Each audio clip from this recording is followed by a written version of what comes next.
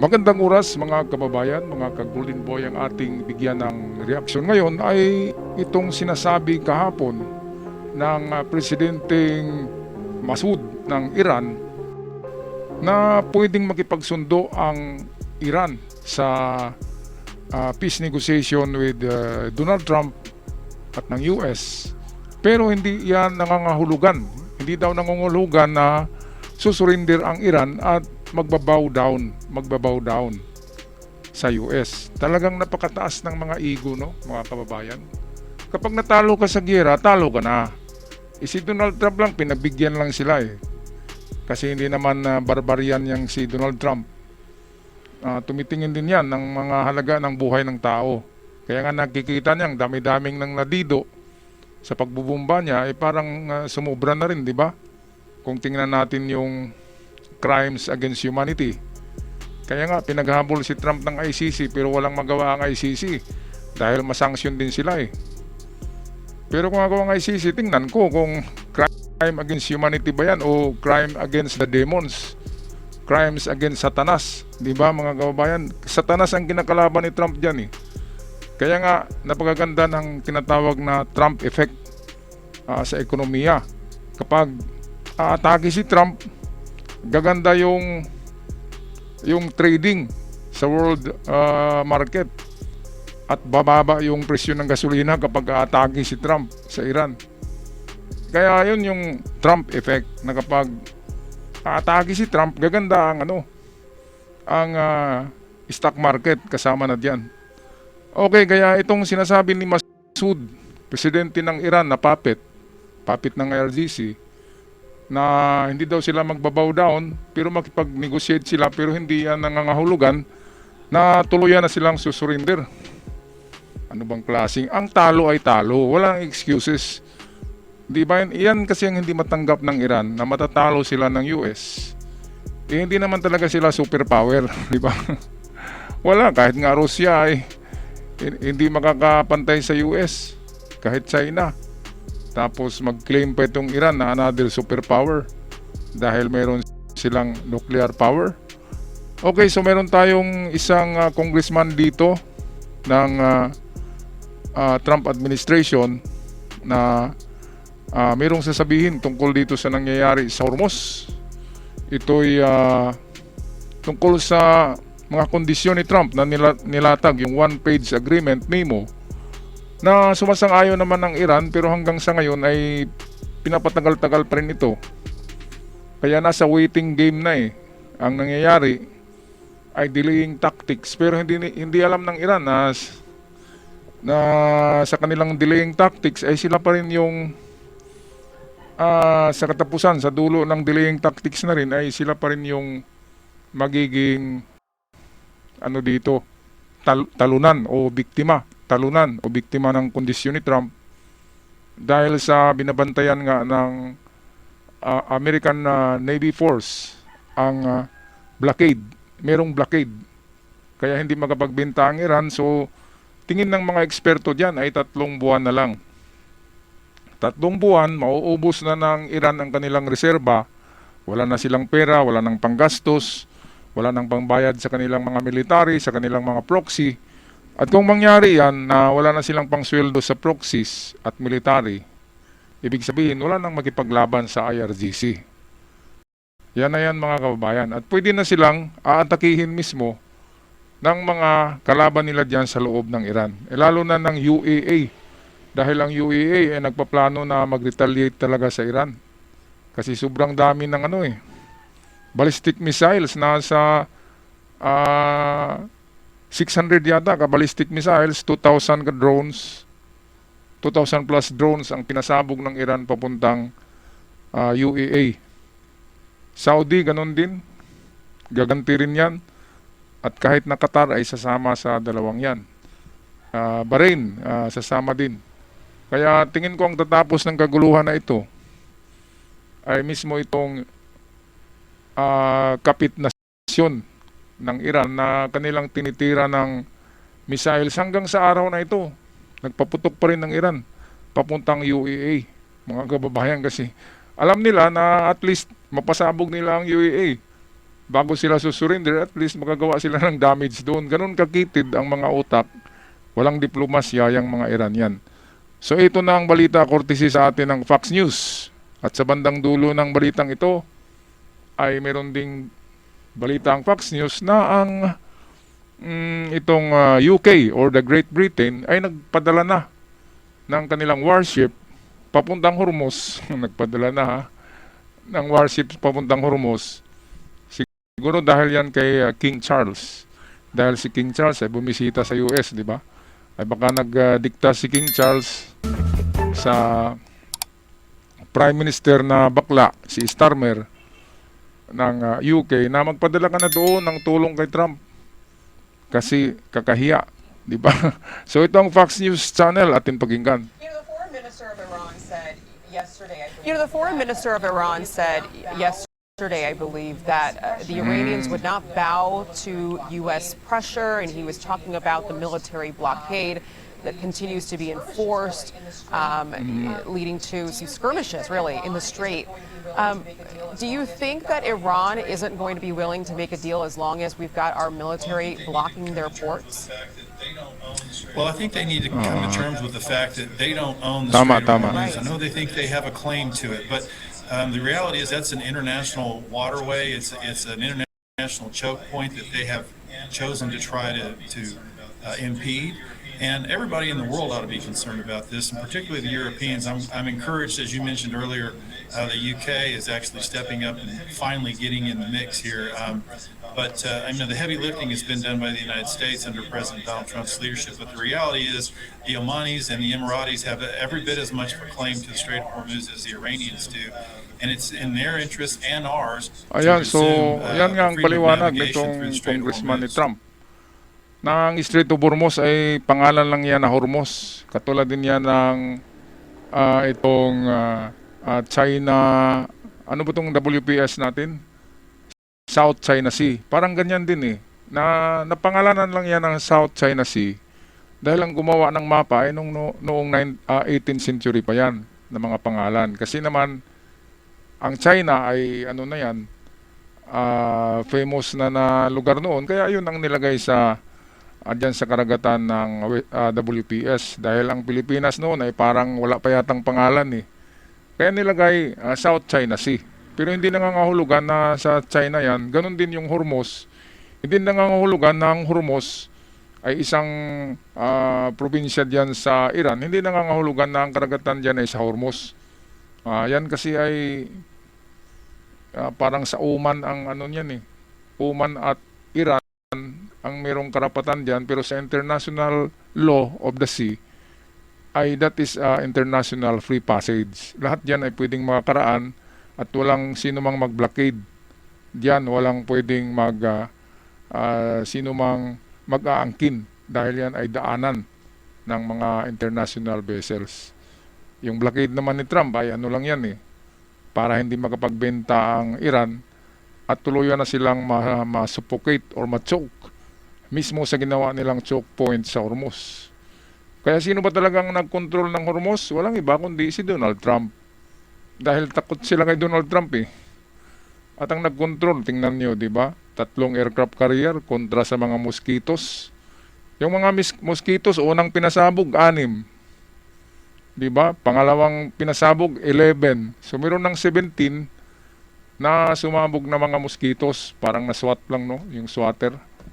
Sumabog yung mga mosquitos na yun. Tapos kung makapag-publish itong mga channel sa India, mga channel yan ng Iran na bayaran, kung makapag-publish ay wagas na wagas eh. Sasabihin na pinasabog daw ang aircraft carrier, 3 lumubog ng mga mosquito. Ay, sa guni-guni. Guni lang yan ng Iran, mga kababayan. Yung mga ano diyan sa India, mga channel diyan, karamihan talaga diyan ay Iranian eh. Binabayaran ng Iran yan, kaya kung ano-ano na lang titulo, anong title ng kanilang video na sinasabi na lumubog yung barko, wala namang lumubog. Paano makapagpalubog yung speedboat lang? Sabi nga nung isang congresswoman sa US, ano bang klaseng mga Navy asset yan, mga speedboat, panghatak lang yan ng mga water ski. Panghatak lang daw ng yung mga mag-skiing, di ba? Yung banana ride, yun yung mga naghahatak na speedboat eh. Tapos sa kanila, pandigma na yun. Nakakatawa. Kung meron silang naval asset, katulad ng mga destroyers, ay pwede nilang palubugin ang mga destroyers ng Amerika. Speedboat lang eh. Tapos machine gun, 2 missile, anong magawa nun? Kaya kapag lilipad na yung mga Apache Seahawk helicopters, kasama ang Warthog A-10 na may mga malalaking machine guns na bumubuga ng 5,000 rounds per minute, ay malulusaw talaga, pulbos na pulbos yung mga speedboat na yun. Kaya hanggang salita na lang sila, hanggang mga vlog na lang. At least, sa mga vlog ay nanalo sila sa mga vlog ng Iranian channels, di ba?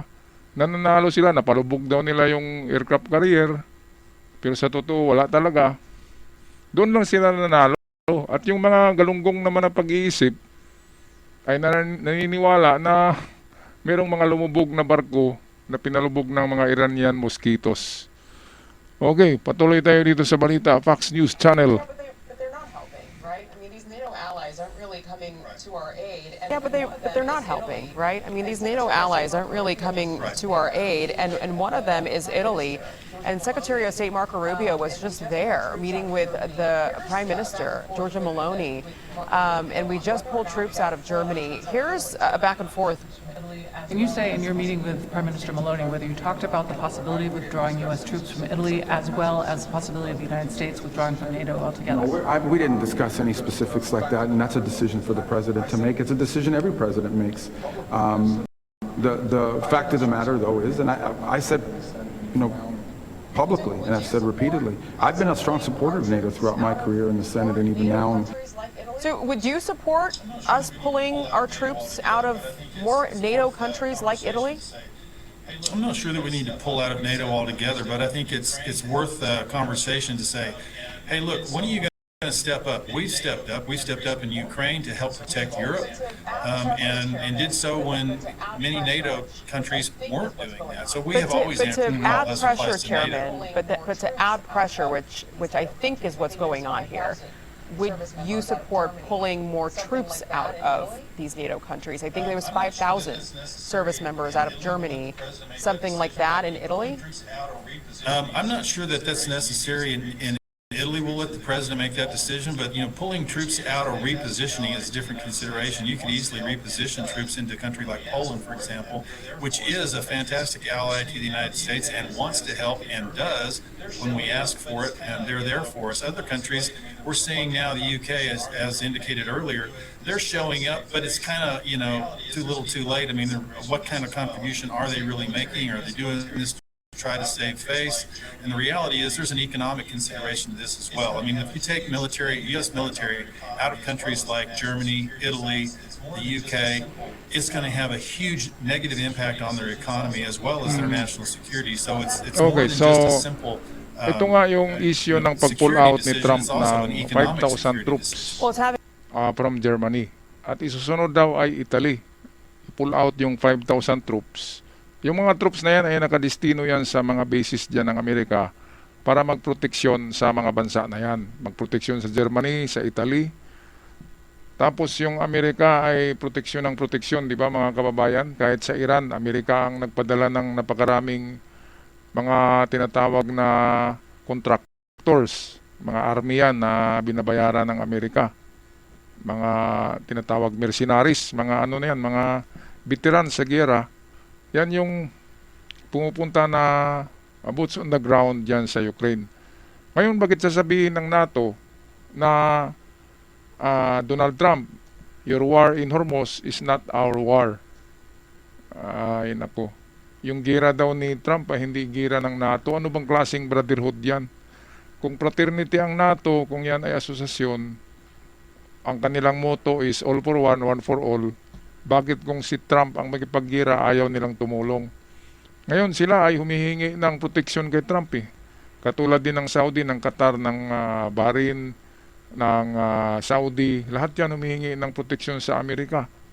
Mga sundalo ng Amerika naroon. Pero of course, nagbabayad din sila sa Amerikan yan.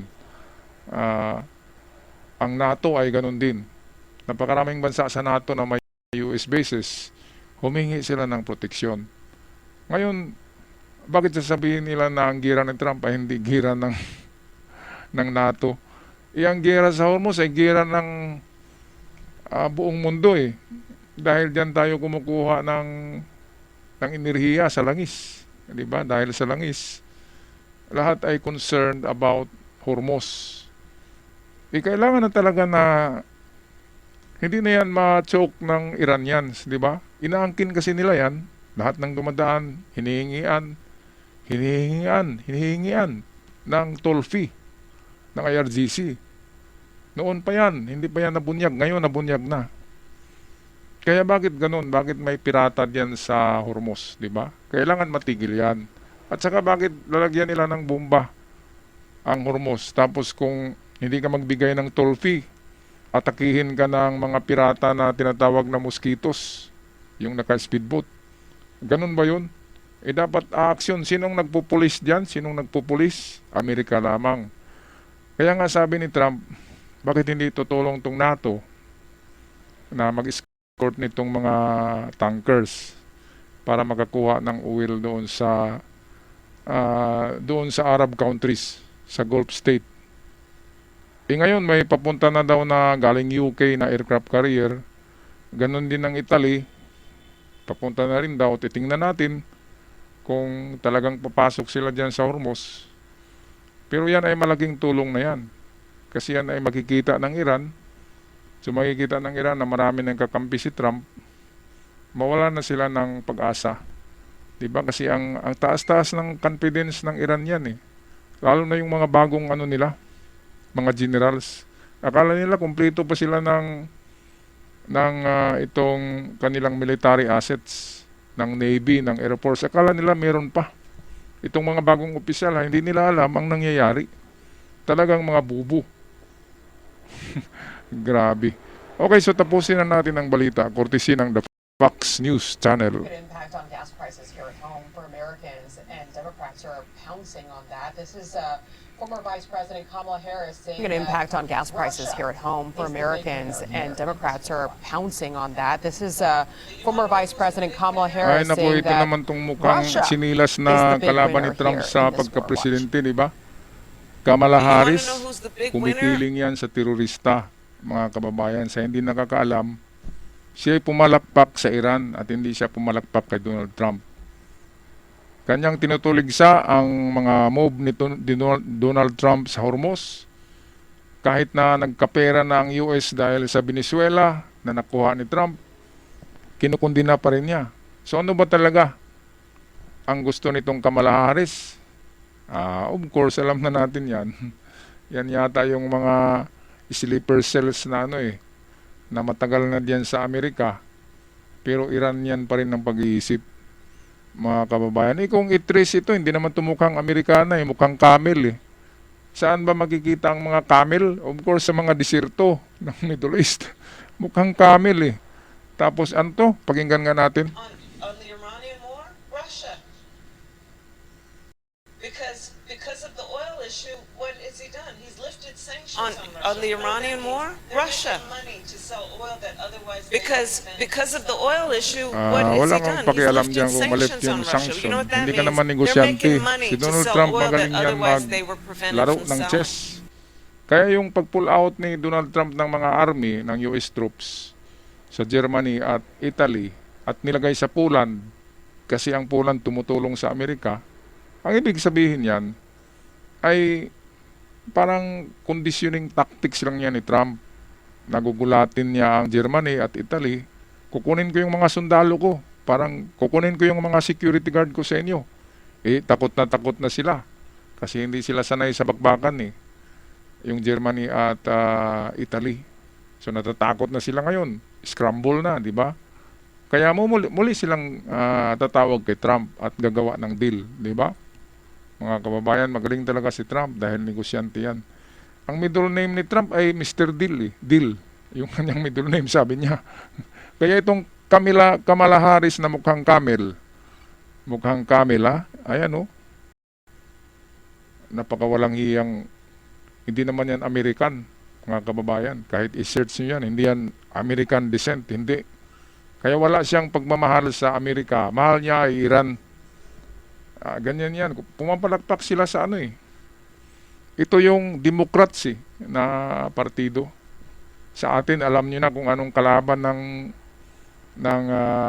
itong mga Pilipinas, di ba? Mayroong kumakalaban ng partido sa demokrasya ng Pilipinas. Parang ganun din sa Amerika, mayroon ding mga puwersa ng kadiliman dyan. Ito yan, no? Iran, doon sila pumalakpak. Kung ano man ang nagawa ni Trump, ayaw nila magsabi ng maganda, lahat masama. Gaya rin sa Pilipinas. Talagang totoo ang puwersa ng kadiliman at puwersa ng kabutihan. Talagang nagbabanggaan yan. Ang kabutihan at kasamaan kahit sa Biblia, kahit sa nature, ang araw at dilim ay nag-aagawan yan. Okay, so tapusin na natin. What else does it mean? We're sending artillery, ammunition, air defense that otherwise would be going to Ukraine. Oh, What else does it mean? We're sending artillery, ammunition, air defense But the reality is the oil that prices otherwise would be going to Ukraine. as I'll get your response to that, Chairman. Yeah, she's still trying to be relevant, but look, the reality is the oil prices impact everybody. But as the previous administration Energy Secretary Granholm said, the president has no control over gas prices. And how that applies to Biden and not to Trump, I'm not sure. But you know, the rules always change when the Democrats are in power, and when Republicans are in power, there's a different set of standards there. So the reality is that everybody ought to be concerned about what's taking place in Iran, but we're not making a calculation about the overall supply chain when we think about, does Venezuelan supply now offset that 20% that is not moving through the Strait of Hormuz? And by the way, we'll resume traffic in the Strait of Hormuz quickly. That will happen within a matter of days, maybe weeks.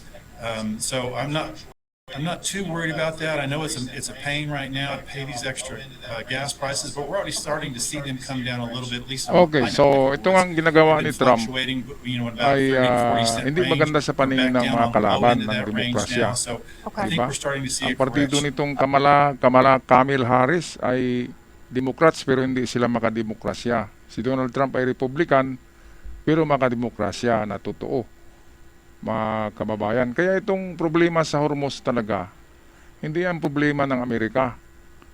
Yung pag-choke ng daanan ng mga oil tanker, hindi ang problema ng Amerika. Ang problema ng Amerika ay yung nuclear talaga. Sabi nga ni Trump, wala akong pakialam dyan sa langis nyo. Ang dami kong langis galing Venezuela. Diba? Kasi ang Venezuela ay pang-apat yan na exporter ng langis. At nakuha ni Trump ngayon. Madaling nakuha. Diba? Kasi normal na pag-iisip yung presidente na si Maduro. Hindi katulad dito sa Iran na kahit patay na yung kanilang mga leader ay lahat gustong maging leader. Pero kapag kausapin ni Trump, magtakbuhan na.